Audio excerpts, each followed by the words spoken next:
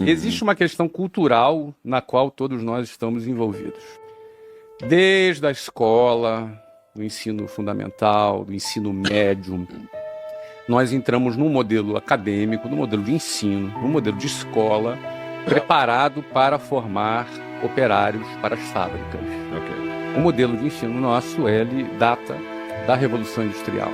Então aquela coisa da sirene tocando, não é? Aquela coisa do horário do almoço, aquela coisa bem de fábrica. Então é um modelo que forma numa linha de montagem mão de obra para o mercado. E que bom, porque o mercado precisa de mão de obra. Então tá tudo certo. Acontece que, para você sair dessa linha de montagem, para você sair desse rebanho que é criado um rebanho, e esse rebanho vai seguindo. Um boi na frente do outro. Então a visão do boi de trás é a bunda do boi da frente, com o rabo balançando de um lado para o outro. Então você passa a sua vida enxergando a bunda do boi da frente. Sair dessa linha de montagem requer muita coragem, não é fácil. Porque, mal ou bem, seguir a boiada dá uma sensação de segurança. Se está todo mundo indo para um lado, você se sente mais seguro indo para o mesmo lado, quando, na verdade, você deveria justamente para o outro lado. Porque é o sentimento de manada, é o sentimento que você tem, você é parte de uma massa. As pessoas gostam de fazer parte de um coletivo. Se der ruim, dá ruim. Dá ruim pra todo mundo. Mas então, tem desculpa. É como se fosse diluir o seu risco, entendeu? Eu tô diluindo o meu risco se eu estou junto com todo mundo. Mas o fato é que para você se destacar, você tem que, em algum momento da sua vida, sair dessa manada. Como você vai sair desse rebanho? O que é esse rebanho? Esse rebanho segue ensino fundamental, ensino médio, faculdade, emprego e INSS. É isso aqui, ó. É esse o ciclo. E morre. Certo. Tá? É esse aqui e pobre, geralmente pobre, estatisticamente pobre, dependendo do INSS, que não é uma coisa tão recomendável assim. E nem se ele se aposentar nunca e diminuir o benefício, porque a conta não fecha. O número de entrantes é sempre menor do que o número de beneficiados, porque os velhos demoram mais a morrer, que bom, porque a medicina avançou, e os casais têm cada vez menos filhos. Perfeito. Então, estatisticamente, você vai ter menos pessoas trabalhando no futuro para pagar mais velhos recebendo.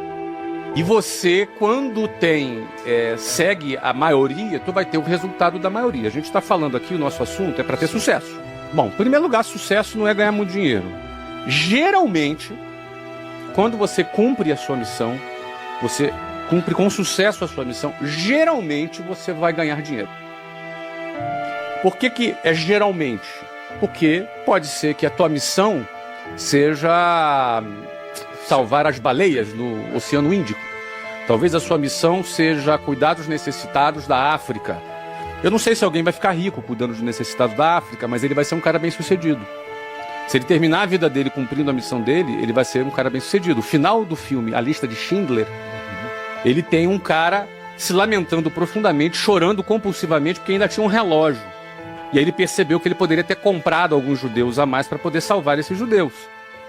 Ou seja, na concepção dele, o relógio com o qual ele terminou a vida dele deixou ele triste. Que ele, apesar de ter salvado milhares de judeus, ele poderia ter salvado 1 ou 2 a mais. Então, ou seja, na concepção daquele cara, o sucesso dele não era ser rico. Assim, se eu for falar do meu caso, eu sempre busquei atingir resultados e sempre tive grana também como um objetivo meu. Falando do meu caso especificamente. Por exemplo, meu primeiro degrau, eu queria ser independente dos meus pais. Eu lembro de eu estar trabalhando, preciso ser independente dos meus pais. Cara, é grana. Depois o segundo degrau, cara, eu quero me casar. É grana. Quero abrir minha empresa. Grana. Ou seja, sempre no meu escopo, no meu quadrado, sempre o sucesso e o dinheiro caminharam juntos. Eu não comecei assim falando, quero ser rico. Não pensei isso. Não pensei mesmo. Eu tinha muita raiva mesmo do ônibus, porque era muito humilhante, entendeu? Então, era muito humilhante mesmo. Uma coisa é você pegar uma vez, outra coisa é todos os dias por anos. Na chuva, esperando um ônibus, e o ônibus não vinha e você perdia o seu horário. Na hora que o ônibus chegava, estava com gente pendurada na porta, você era obrigado, por causa do horário, a ir pendurado na porta, algumas vezes. Sabe o que é pendurado na porta? você acha um pedacinho de chão, mete teu pé ali. É um pé só. É um pé.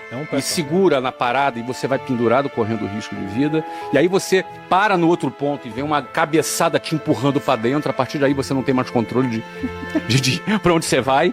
Você vai na boiada, literalmente, na manada ali. Você vai quando der. Você não tem lugar para você segurar dentro do ônibus, porque se você levantar a tua mão para coçar a cabeça, a mão tem que ficar levantada. Você entendeu? E aí é homem em cima de mulher, homem se esfregando em mulher, mulher gritando, brigando, dando soco. E aí é briga dentro do ônibus, é assalto que entrou. É você na Avenida Brasil, 40 graus, andando, lotado, o ônibus quebra e você tem que descer e fica ali 2 horas esperando e chega o próximo ônibus, é todo mundo amassado dentro do ônibus. E isso é humilhante. Todos nós, eu estudei em escola pública, as pessoas, elas são treinadas para poderem entrarem nessa linha de montagem. Perfeito. A pergunta é, para você ter sucesso, para você se destacar, para você cumprir com excelência a tua missão e eventualmente se você enriquecer, uma coisa é fato. Se alguém pergunta assim, olha, existe fórmula para o sucesso? Eu não acredito em fórmula para o sucesso. Tá.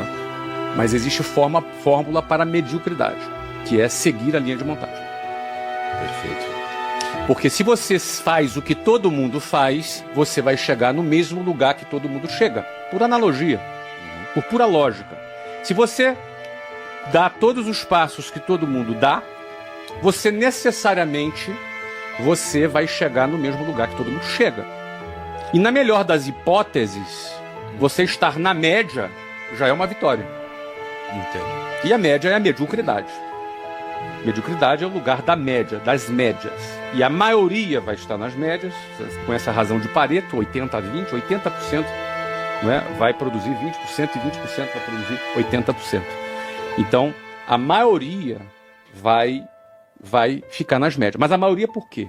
Porque são as pessoas que vão seguir esse modelo, porque é muito difícil sair desse modelo. É muito desafiante, dá medo você sair dessa linha de montagem.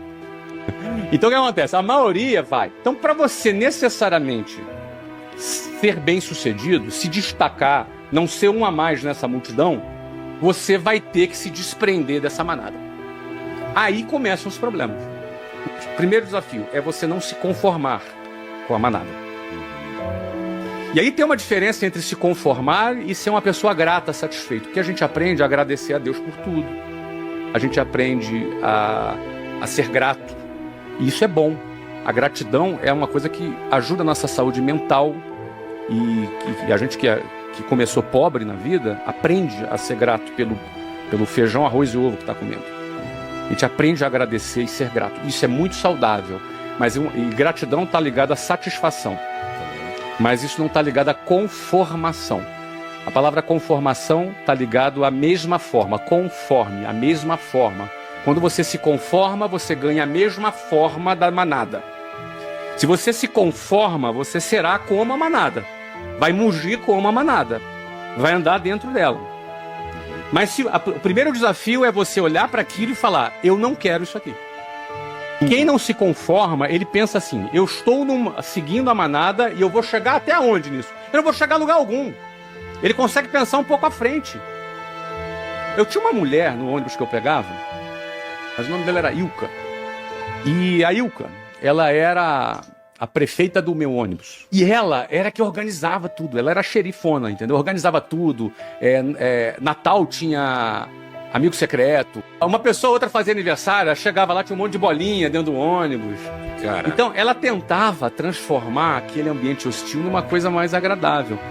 Achava bonito o trabalho da Ilka, mas ela há 40 anos pegava aquele ônibus. E eu olhava para a Ilka e me dava um certo desespero, porque eu olhava para ela e falava, eu não quero estar aqui daqui a 40 anos. Eu não quero ser a Ilka. Eu não quero ser a Ilka. Eu não quero estar aqui daqui a 40 anos. Por mais bonito que fosse aquele trabalho, era um trabalho de quem se conformou. Ela ganhou a forma. Eu não quero ganhar essa forma.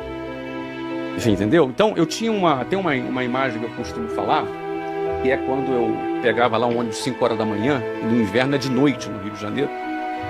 E como é um pouquinho mais frio do lado de fora, e você tem ali 8 pessoas por metro quadrado respirando no mesmo lugar, ficava um bafo que embaçava todos os vidros.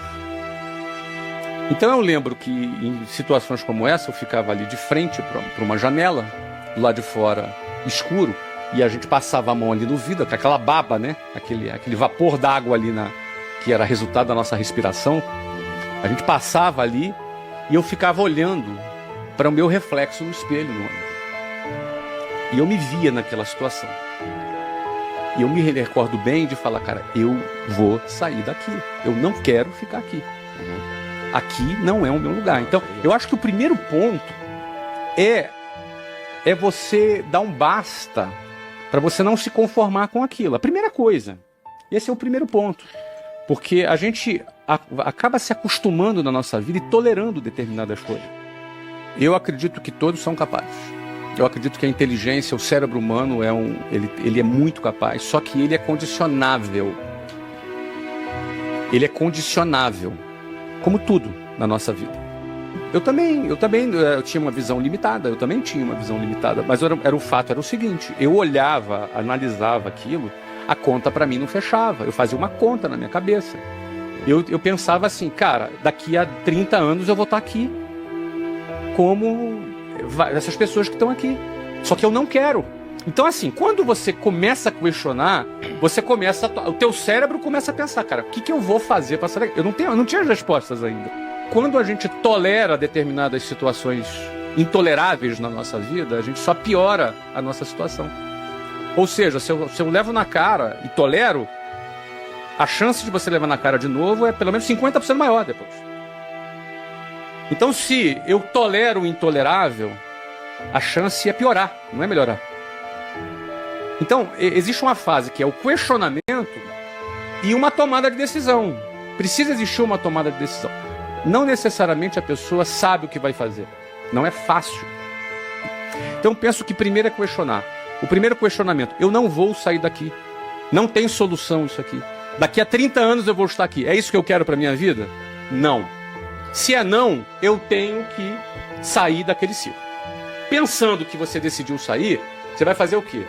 Tu vai começar a pensar em soluções. E eventualmente você vai achar alguma solução. Eventualmente você vai achar alguma saída. Ou não. Não tem garantia de nada aqui. Mas a garantia é o seguinte, se você não questionar, é garantido que você vai ficar lá dentro pro resto da vida. É garantido. Bom, então você tem que sair daquilo. E pensar em sair. Aí quando você toma uma decisão de sair daquela situação, você vai ter que enfrentar uma outra situação que você mencionou. Os amigos. Porque a decisão de sair da manada, os primeiros metros longe da manada, a manada te vê saindo dela. E a manada te julga. Te põe medo.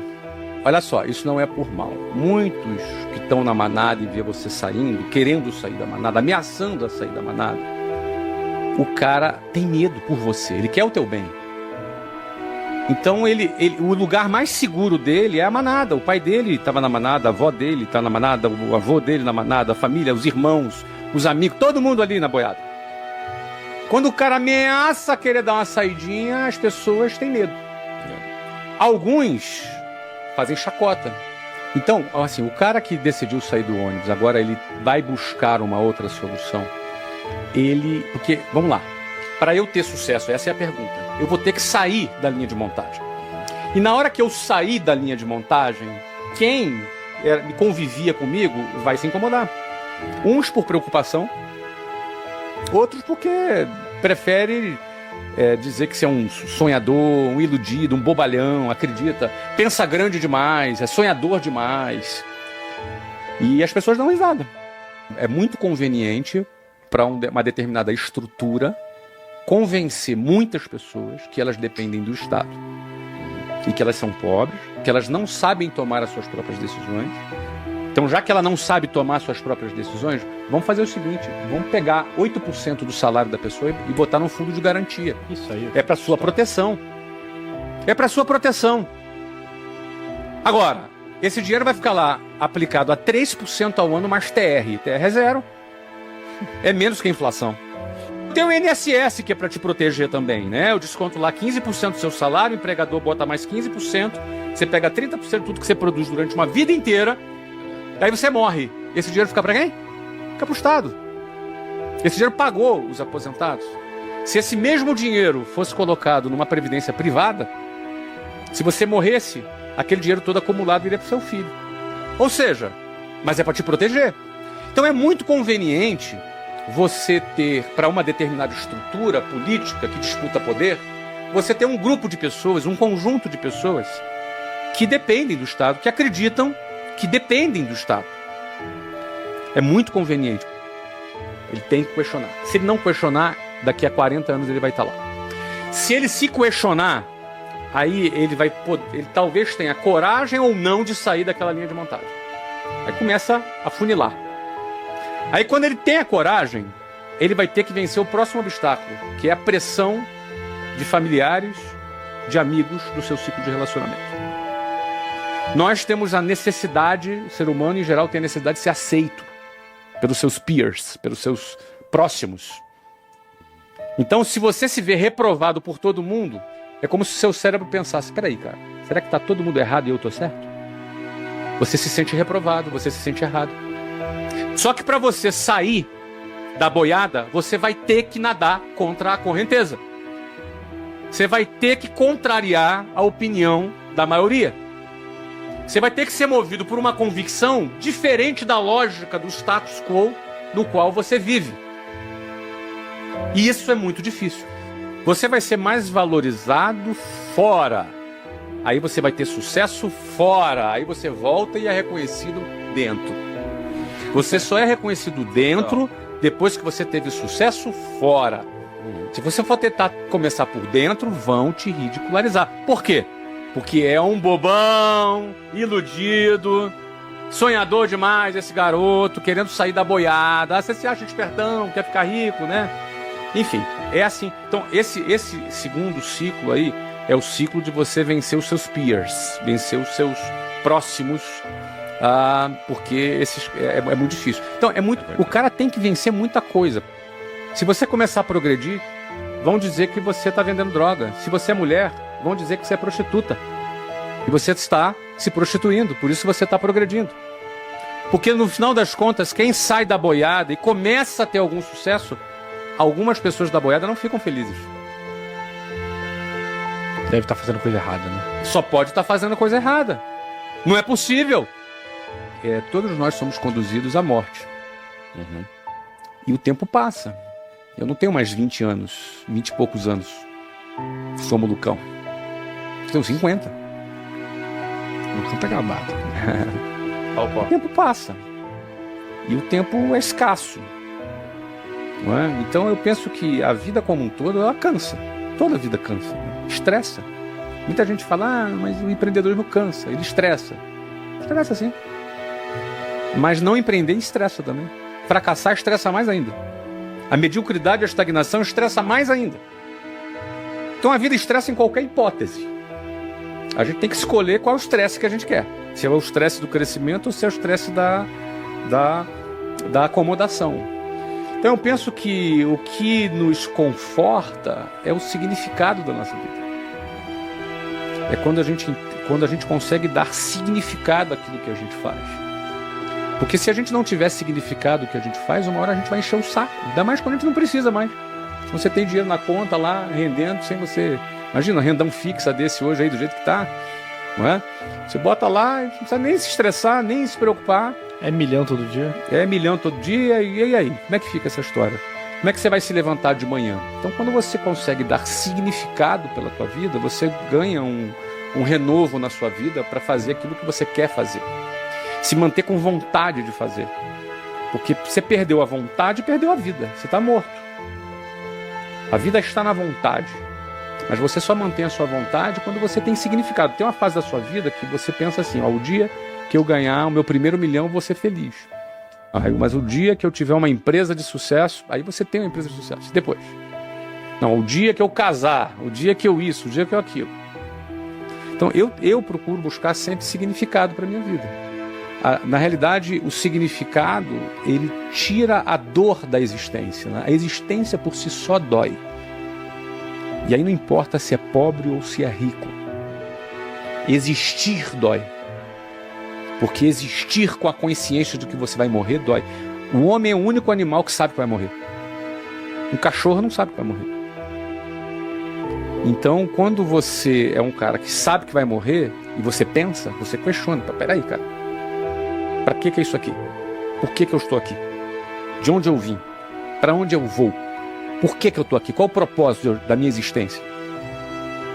Então, existir dói simplesmente por esses questionamentos. Então, você dar significado à tua vida, e principalmente aí você tem que extrapolar e ir para a fé, porque na hora que você vai dizer, tá bom, eu dei significado para a minha vida, mas eu vou morrer, e depois da morte? Se você não estender o seu questionamento para um pensamento pós-morte, aí a partir daí é fé. Não existe outro algoritmo que defina a não ser a fé. Se você não estiver alinhado nisso tudo, existir dói. Respirar vai doer. Aí não importa qual é o tamanho da conta bancária.